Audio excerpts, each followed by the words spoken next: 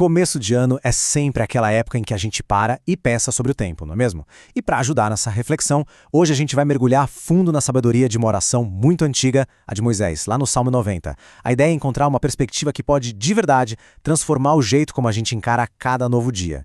E para começar, a grande pergunta que esse salmo joga na mesa é esta: o tempo que temos está sendo apenas gasto ou ele está sendo bem investido?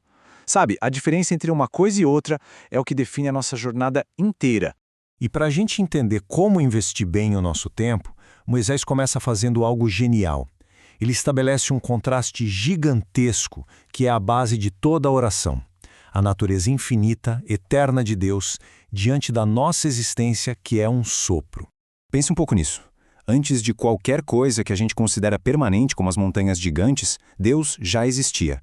Ele é esse refúgio que nunca muda, a rocha que já estava lá antes mesmo do tempo começar a ser contado. É um ponto de partida que dá uma estabilidade incrível para tudo. Agora, vamos pensar em 1000 anos. Para nós, isso é um tempo absurdo. Representa várias e várias gerações. A ascensão e a queda de impérios é um período que a gente mal consegue imaginar. E é aqui que a nossa percepção do tempo vira de cabeça para baixo. Aquilo que para a gente é quase uma eternidade, para Deus é como o dia de ontem, que já passou, ou como algumas poucas horas da noite. Esse contraste brutal coloca a nossa própria brevidade numa perspectiva chocante.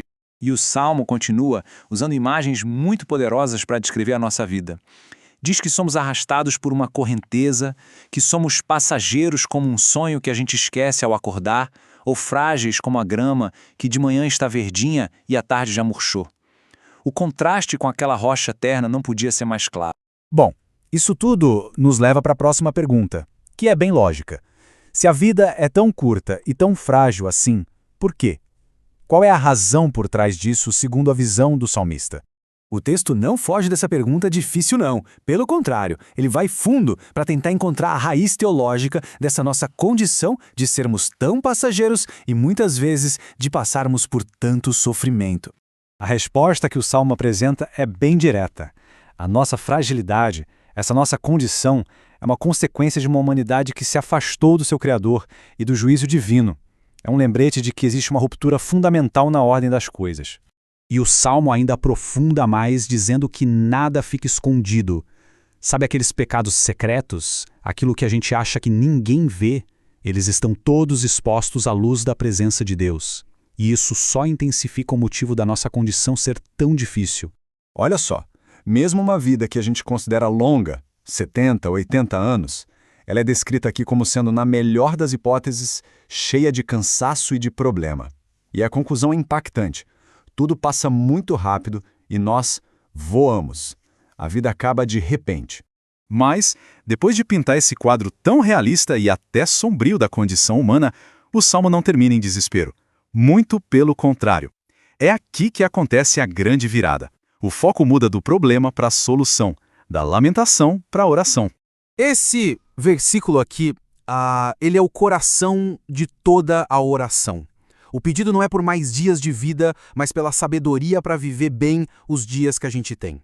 Contar os dias aqui não tem a ver com matemática, mas com dar valor. É sobre fazer cada dia contar de verdade. E o que seria esse tal de coração sábio?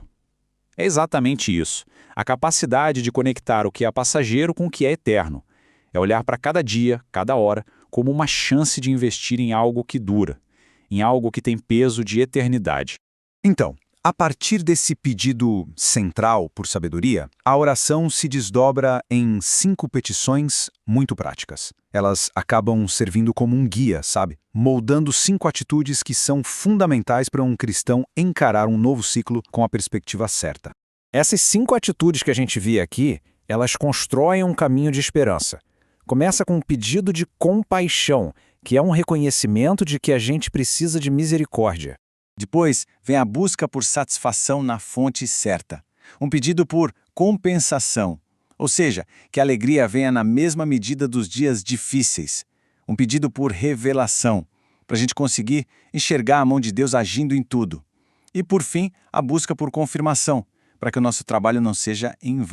Então, o ponto crucial é este. A oração termina com um apelo para que o nosso esforço diário, o nosso trabalho, as nossas tarefas, que nada disso seja inútil. É um pedido para que Deus dê um peso de eternidade àquilo que a gente faz com as nossas mãos no tempo que nos foi dado.